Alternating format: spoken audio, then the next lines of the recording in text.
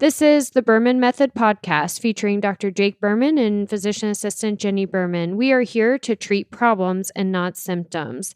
Disclaimer, this podcast is for entertainment purposes only and not to treat anyone or to give medical advice.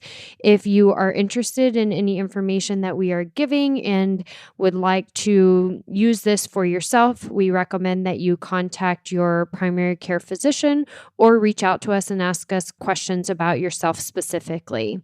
Enjoy! And we're rolling, baby. The Berman Method podcast. Dr. Jake Berman here with my co-host, Jenni Berman, physician assistant. Jenni Bear Berman. What is happening? Good morning. Hi. Monday morning, everyone. Yay! Mondays are fun. Mondays are the best days. I used to not like them back when, probably when I first got into the real world. They weren't that much fun, but now they're fun. I love Mondays. I like Mondays. It's a fresh start. Feels good. It's your first chance at getting it right. If you want, yeah. If you want to look at it that way. Yeah, it's your first chance of the week to get it right. It is. You always have a chance, but it is the first chance, I suppose. It's the first chance of the week. Right. Of the week. Okay. Oh, man. But you should just never stop. You don't like on Thursday because it's the second to last day of the week. Just be like, I'll try again next week. You have to keep trying every day. So I suppose it's the first, but you can have as many first chances as you want as long as you're ready to make the change. Okay. That's how I feel about that. I don't think Monday should be the okay, now I'm going to get on track, or now I'm going to be a better person, or now I'm going to exercise, or now I'm going to be happier. I don't think that should be safe for Monday. I could go on about this for a while. I'll stop. We do love Monday, but wow, not because that's your start to being better. Okay. This went a lot deeper than I thought I was going to go based off of my statement. Anyways. My intention of that statement was so many people dread Mondays. Oh my gosh, it's Monday, back to work, Monday. Not me. I'm excited. Let's get back to work. Let's do this. Let's have some fun. That's right. Not that I gave up last week. As you and I both know, as entrepreneurs and owners of businesses, we never stop working. It's Monday through Sunday, 7 days a week. So it never stops. Never stops. I was just using that analogy where people don't like Mondays and I love them. Okay. I remember growing up, no offense to my mother if she's listening, but she hated Sundays. Sundays, the mood changed. Sundays were just not fun because she already dreaded Monday coming. The weekend was over. Oh, I get it. Yeah. So she didn't like Sunday because she knew that meant Monday, and maybe also because Sunday was always catch up, clean up, chore kind of day. Maybe that was the impact. But anyway, that helped evolve me, I think, to be it's okay. Yes, we're back to work, but like you said, it's another chance. Let's attack. All right, anyway, so there's our thoughts on Monday. I hope everybody loves Monday. Oh my gosh. We like Mondays for another reason. Why? You say it. What do you want me to say? You should see Jenni blushing right now. Why are we not videoing this podcast yet? We keep saying that. You are bright red. You're as red as a cherry tomato. No, I'm not. What are you talking about, Jenni? We have some fun appointments on Mondays. Not every Monday, but yet. Soon they'll be every Monday. What do you mean? What are you talking about? For those of us or you that don't know yet, because it's getting kind of obvious, but we are expecting another baby. Oh my on March 1st, and I haven't been able to hide it anymore. The bump is loud and proud. My body is growing. So on Mondays, we get to check in on, not every Monday, but those are our appointment days. Exciting. So we podcast and then check in on little baby Berman growing. Yep, growing. Yep. Baby number 2. This is exciting. It feels like a weight has been lifted off of my shoulders. I feel like I've been lying to everybody. Why have you been lying? Because I haven't been divulging the truth. Oh, well, you didn't lie. You just Withheld information. withheld. Yeah. Well, I'm not withholding it anymore. I'm screaming it from the mountaintops. Jenny's pregnant. Yes. So we're about halfway through, maybe a little more, halfway through this pregnancy. We do not know the gender. And for all of you planners out there, we don't plan on finding out for this one either. We didn't do it for Stella, and it was fun. Sorry, Nikki.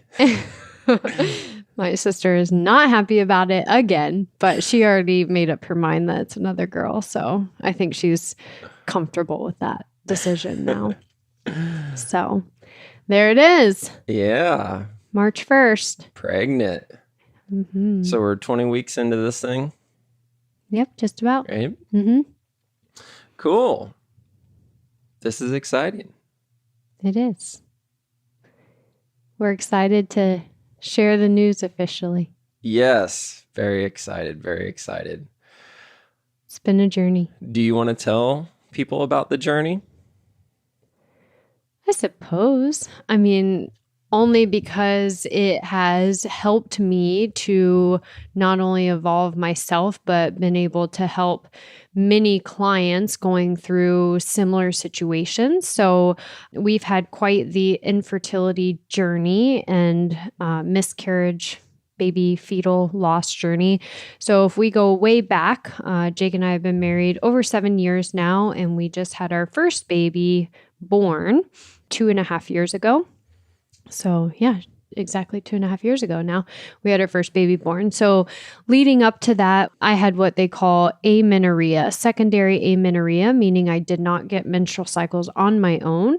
So we did everything that we could with a regular OBGYN at the beginning of our marriage. And she eventually was tapped out and sent us to an infertility specialist here in Naples.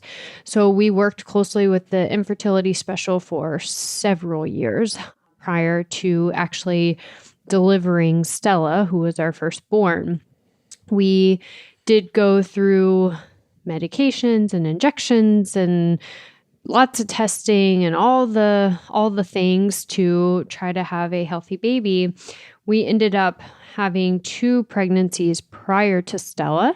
The first one, we actually got pregnant after being on medication, and then we held that pregnancy till about 16 weeks, and then we lost that pregnancy, and that was a little boy that we had lost. So that was really, really heartbreaking. I think that was 4 years into our infertility journey, or three years. 3 years into our infertility journey that we finally had a positive success in getting pregnant.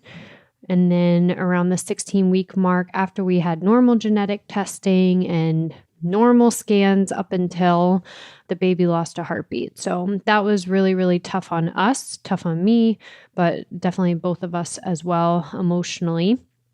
And then fast forward a little bit more, we had an IUI round, which is an intrauterine insemination. And so we had that round done with the infertility doctors, and again, had a successful pregnancy from that. Though just about 8 weeks in, we found out it was an embryonic pregnancy, meaning we had a placenta and we had a sac, but no embryo actually implanted there. So that was our second loss, about 8 weeks into that pregnancy. So definitely not as far along as the first, but still emotional anytime you have gone through so much and get a positive test and then it fails. What are you looking at? I'm looking at you. Okay. I'm giving you my full attention. Didn't know if you had something to say. So then a short 11 weeks later, we actually found out we were pregnant again. And well, hold on a second, because there was a huge mental shift between that second one and the third one.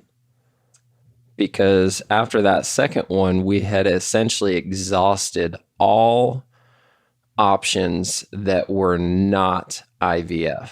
Mm-hmm. Like, we did everything you could possibly do that was not IVF. And again, we're almost 4 years into this thing, and who knows how many thousands of dollars and time we're into this thing. And after that, we had to make a decision. After that second one, we had to make a decision. All right, what do we do next? Do we try IUI again? Do we just suck it up and move forward with IVF? And do you remember what we talked about? We had actually done all of the things that we needed to do for adoption at that point. Yeah. So we moved forward with adoption processes. We applied to an adoption agency in Florida and got approved by the adoption agency. We had gone through up until the home inspection. And at that time, in my mind, we said, we were going to follow through with the adoption process and see what the timeline there was with that process. And in the interim, we were going to just take a step back. And if IVF was the answer for us, it's not something that was out of question. We were still seeing the fertility specialist. She was still setting us up medication-wise to do what they call a faux cycle, so we could start the process of getting hormone levels where they should be to be able to do IVF, but we weren't 100% sold on it at that point with going through the adoption agency. My sister also had a history of infertility as well, and she actually had some stored embryos, eggs that from her IVF cycle. And so that was another thing we had considered, was using some of her eggs, basically a surrogate donor. So that was something we had considered too. So there were still options on the table at that point. It was very soon after we had had the second miscarriage. The thing that I want everybody to get away from this is listen to how logical and process-oriented Jenni's talking about this thing, where we've got all these options and we're going to do this, we're going to do that. And it really comes back to the very beginning of how we got here to begin with, as far as treatment philosophy and treating problems and not symptoms, where this whole entire time there was no diagnosis. Right. There was no diagnosis. Nobody could give you a reason why you could not get a menstrual cycle on your own. And we skipped over that part in the beginning, but I had been through so many tests, blood tests. I had an MRI of my brain, which I thought was the worst thing in the world for a claustrophobic person anyway.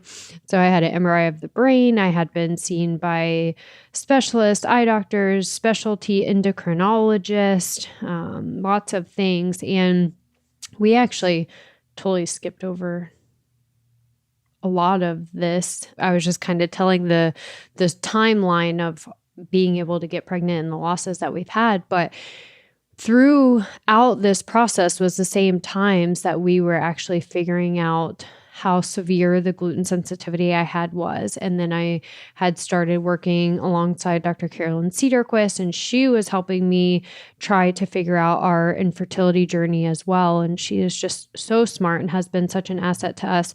But through this process is when I did food sensitivity testing, actually the blood test, and found that I had a dairy allergy.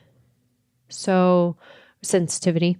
Actually, before we got pregnant the very first time, where it was an actual spontaneous pregnancy, but with medication, that was just 3 months after I had gone on a completely dairy-free meal plan.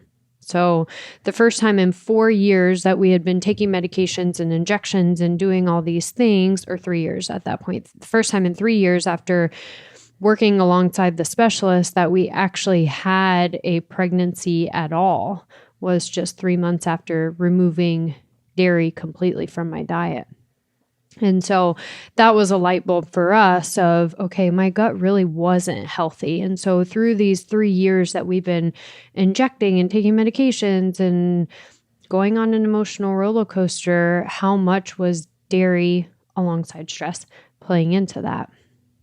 That's the biggest thing right there is, let's come back to my objective assessment of the situation, because you just said yours, you gave a great timeline and all this, that, and the other, all these options that we had on the table. And through this all, I'm over here on the side going, nobody can give you an answer. None of these doctors can give you a Western medicine answer to why you cannot have a menstrual cycle. And it's just driving me nuts. And the only answer that they could give is, here, try this medication, try this injection. Or, I don't know, we don't have an answer at all. Just move forward with IVF. You don't have an option. If this doesn't work, that is the only option. And I'm going, what the F is going on here? That's no different from what I was saying when you got sick in PA school, where there was no answer to why you were getting sick and you couldn't keep your food. And I'm going, there's gotta be an answer. Like, there has to be a reason. And here we are in hindsight, looking back. Obviously, it's 2020 in hindsight. I think the answer was because of the sensitivities, people underestimate how long it takes the body to actually recover from traumatizing the body, right? Traumatizing it. So we cut out gluten. You cut out gluten. We're doing really good. However, that was only part of the equation. We didn't know that you had a dairy sensitivity also. Mm-hmm. So, okay, we cut out dairy, and now all of a sudden we were no longer traumatizing your body, but it still had to heal. Right. And that's the hard part for people to understand, is so many women in this country are diagnosed with, what is the official diagnosis, where they can't explain why? Well, I mean, I was told that I had polycystic ovarian syndrome, PCOS. No, that there's was the beginning. That other diagnosis where they don't know why you can't get pregnant, or what is it called? Hold on. You know what I'm talking about, right? Yeah. Idiopathic infertility. Yeah, I think that's what it is. Idiopathic infertility. It's like, what? Unexplained infertility. That was the layman's term. That was another one that they was told the me one. all the time. You have unexplained infertility. I'm like, what? What does that even mean? Like, my mind is blown right now. Mm-hmm. You're making hundreds of thousands of dollars a year being the expert in this infertility field, and you're going to give us a diagnosis of unexplained infertility? Mm-hmm. You better be able to explain it. We even had one doctor tell me to stop exercising. Remember that? They were like, just quit exercising. And I was like, what? Is that the answer? Exercise is why you can't have a menstrual cycle? Yeah. So the thing that I really, really, really want people to get from this episode is two things. One thing is, you got to do it. If you've got something going on in your life that you can't figure out, you can't get pregnant, or you've got some other type of health issue that you can't figure out, I think that the first step is to start with a food sensitivity. I really do. Because if you don't know, I mean, you didn't know, you didn't have any explicit symptoms that you had a dairy sensitivity. Right. You thought it was gluten, and we're done at gluten. Mm-hmm. And it wasn't until you took that food sensitivity screen, it's like, oh shit, dairy is a big one on here. We cut dairy out. Now let's quit. That's what was acutely traumatizing your body each and every single day. Right. And then the second thing that I want people to get from this is, just because you make a change doesn't mean it's like a light switch. Exactly. It's going to take time for the body to heal. So we can fast forward. How long was it from the time that you actually cut out dairy to Stella being conceived? Probably close to 20 months, because I cut out dairy. Yeah. January it's almost of 2018. 2 years. Yeah. It was almost 2 years before we had a successful full term, or as close to full term as we could get, pregnancy. Right. And that's the thing that people need to understand is just because you make the change doesn't mean that you didn't already create the damage and the trauma. Give it some time. Stick with it. We're 20 weeks later, we finally got... 20 months. Or 20 months later, we finally got a pregnancy that was viable enough to make it to 36 weeks. Yeah. Yeah. And how awesome is she? She's a warrior. But, to go back to what you're saying, because I hear it every day when I talk to individuals at their consults about autoimmune disease and the symptoms they have. And they say, but I don't have any upset stomach. I don't have diarrhea. I don't have constipation. And I definitely had GI side effects with having gluten, but I didn't with dairy. I mean, there was nothing. Yeah, I never associated dairy with causing GI upset or giving headaches or anything like that, but it was solely my body wasn't absorbing the right nutrients. It was affecting my internal stress hormones. It was affecting my internal female hormones, which could also not only apply to individuals not having a cycle, but women postmenopause. Postmenopause, you think, oh, I need to take hormone replacement to boost my hormone levels. Really could a ton of your postmenopausal symptoms actually be coming from blood sugar instability or inflammation from foods that you're sensitive to as well. And different autoimmune diseases, endometriosis, polycystic ovarian syndrome, migraines, doesn't just have to be hormone related. It could be rheumatoid arthritis, Sjogren's. Like food sensitivities can lead to majority of the autoimmune disease out there. But to go back to specifically infertility, if you're having, even if you have menstrual cycles every single month, but you're having difficulty getting pregnant or sustaining a pregnancy, it could be related to inflammation, hormone imbalance, vitamin deficiencies, because your body is not absorbing the right nutrients from your food due to an abnormal gut environment. This book that I'm reading that we've touched on the past couple of weeks, he said it could take up to 12 years to regenerate the gut microbiome to a balanced environment. The microbiome being the environment of the gut. Yeah, be careful with saying that because people are going to hear that and they're going to say, well, what the hell is the point? But it doesn't mean that it's not evolving through the 12 years. He's just saying to get to, that fully normal, quote unquote, whatever normal is, balance. But that is to your point that we change something and we may not be 100% a week later or a month later. It's going to take time with the changes that you're making, but also balancing appropriately, replacing the vitamin levels where they should be, taking the right supplements to support hormone balance and gut health. Right. So let's go back and explicitly say that when we conceived Stella, there was no medications. Right. I hadn't even had a cycle, quote unquote, yet since my miscarriage. Because here was the mental thought process, because I asked the question earlier, but we got sidetracked on the adoption process and all that. So after that second miscarriage, we had exhausted all of our options, quote unquote options, and the only other option was IVF or adoption. And that was the point where I'm trying to look at this thing as objectively as possible, because anybody that has been through this experience knows that this is just a complete emotional roller coaster. So to be able to remain objective and really think about things objectively is very, very challenging. However, I had to, because we're talking about, how much was it to adopt? 50 grand minimum. Right. And then IVF was 30 grand minimum. Yeah. We were talking about a lot of money just for a chance. Mm-hmm. That didn't guarantee anything. That was just for a chance. Right. So that's when I said, you know what? Let's just take a break. Let's just relax. I think you actually said that. Yeah, I was. You're the one that actually said it this time. Mentally done at that point. Yeah. Not done forever, but I needed to have a break. Yep. So we relaxed. We put everything on autopilot. We weren't stressing. We weren't doing anything. And Don't you're even smiling because you know I'm going to say it.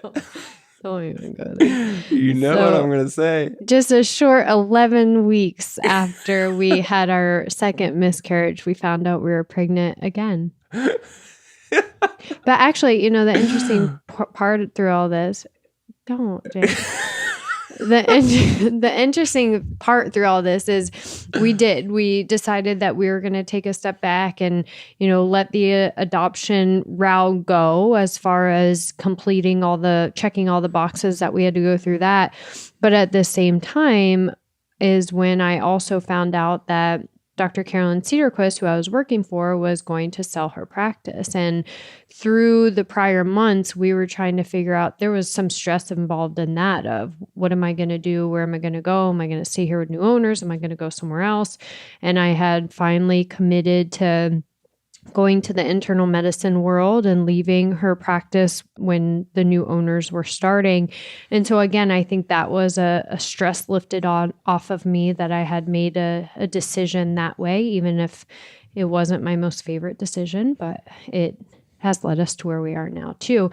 So I do think the stress component does play into it, but everybody tells you when you're going through infertility, oh, just forget about it. Just relax. It's going to be fine. If you just relax, it's fine. And that doesn't work when you're going through it. But, in retrospect, looking back, we know that how much the internal stress hormone plays on our body as a whole, especially leading to more gut issues. Yes. So anyway, we found out that we were pregnant with Stella. We were watched super, super closely through that entire pregnancy. We were very, very pleased with the infertility doctor that we were seeing, but also our regular OB who took over watching us throughout the pregnancy. They were just really awesome. And we ended up having Stella at 36 weeks. She was a NICU baby just for a few days, but is a warrior. Yes. So then fast forward more, I nursed or pumped Stella for about I pumped for 9 months, but had an oversupply of milk to feed her till she was 13 months. But the reason I think that that's important is because I did not have another cycle after having Stella. And it was about 18 months after Stella was born that we went to a follow-up with the infertility doctor that we had seen initially, because I still had not gotten a cycle back after having her. They were able to jumpstart us, which was really, really helpful. And so we did give myself a little bit of a progesterone boost to get things jump-started.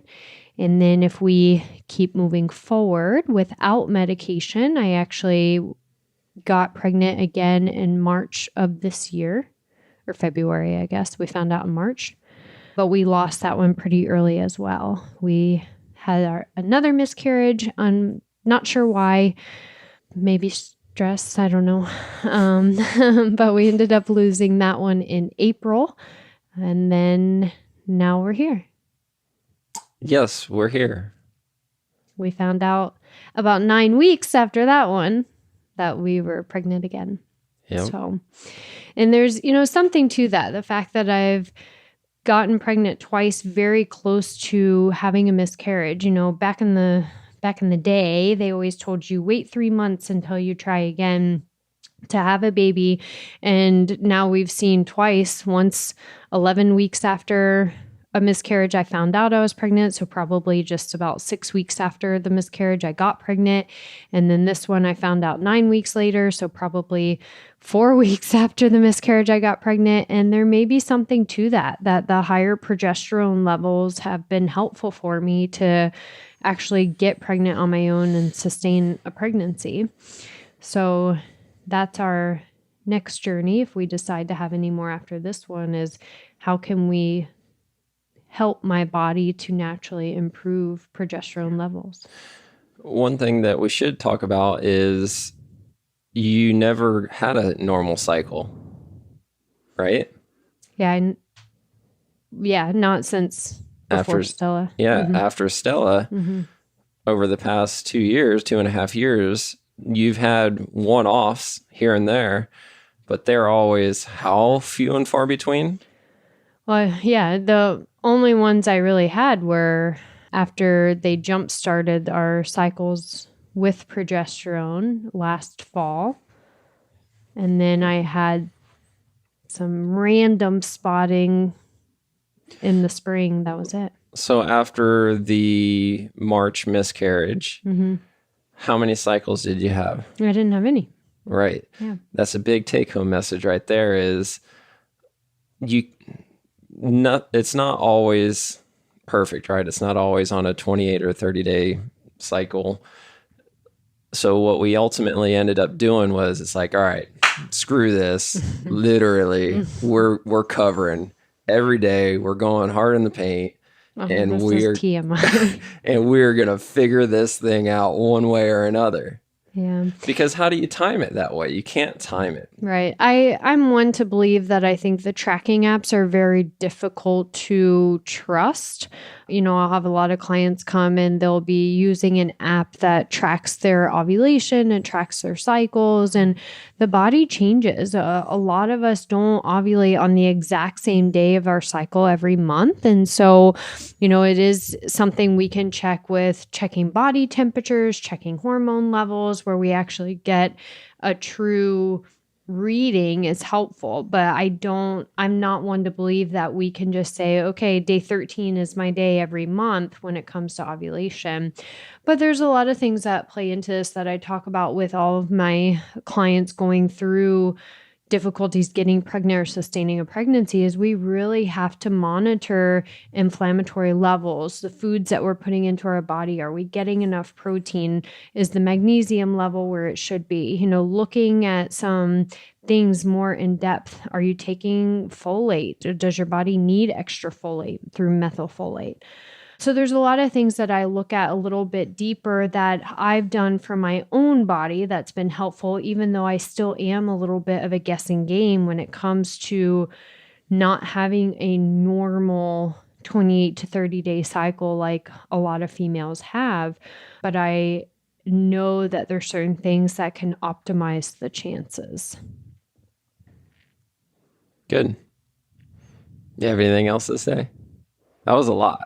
It is a lot. And, even the women who are outside of childbearing age at this point or don't plan to have children, this still applies because hormones are only one of the many, many things that are affected by our gut health. And so, even if yours is not menstrual cycle related, it could be other hormones that are being impacted by the gut biome itself or autoimmune disease, as we mentioned. So yes, this was a lot to talk about my infertility journey, and it's not talked about enough. So if you are going through infertility issues yourself and haven't had somebody to talk to about it or haven't been evaluated, or like me, we're getting answers that were just like, we have no idea. Unexplained infertility. Yeah, Get the F out of here. Maybe come and, reach out to me so I can talk with you and see if it's something where I think we could help lead you in the right direction. Or like I said, if it's another autoimmune disease that you think you may be going through, please reach out. Let us look into things a little bit deeper for you and at least get some things going in the right direction to find some answers. Good. So this was a really good news and deep conversation podcast. Yeah. There was a lot here. Please, please, please, please send this to somebody that you know is struggling with this, because I know that there's going to be a lot of people who are either dealing with this right now themselves or know somebody that's dealing with this. So send this to somebody else that could utilize this information. Make sure you like this, subscribe to this podcast. We're going to keep these things coming and get excited. We're getting excited. March 1st is right around the corner. We got number 2 coming. We're not going to find out if it's a boy or a girl. If it's a girl, we're going to have a number 3. We'll see. Anything else? You just want a basketball team. That's all. Yeah, let's get a basketball team. I don't even like basketball, but I want the team. Oh, man. I hope everybody has a great Monday. Yes. Start it's your to the first week. chance at getting it right. Oh, man. All right. Cool. Thanks for listening, everybody. Till next time. Ciao for now. Thank you for subscribing on your social media and podcast platforms to the Berman Method. Dr. Jake Berman with Berman Physical Therapy and Jenni Berman, Physician Assistant with Berman Health and Wellness. You can find more information on our website, www.bermanpt.com for physical therapy, bermanpt.com/wellness for the health and wellness. You can also find us on social media, Facebook, Instagram, and on your podcast platform. So be sure to follow us, like us, subscribe to us. And if you would like any further information, definitely visit our website and reach out to us. You may also find our free reports on the websites as well, where you can download this free information for yourself. Have a great day.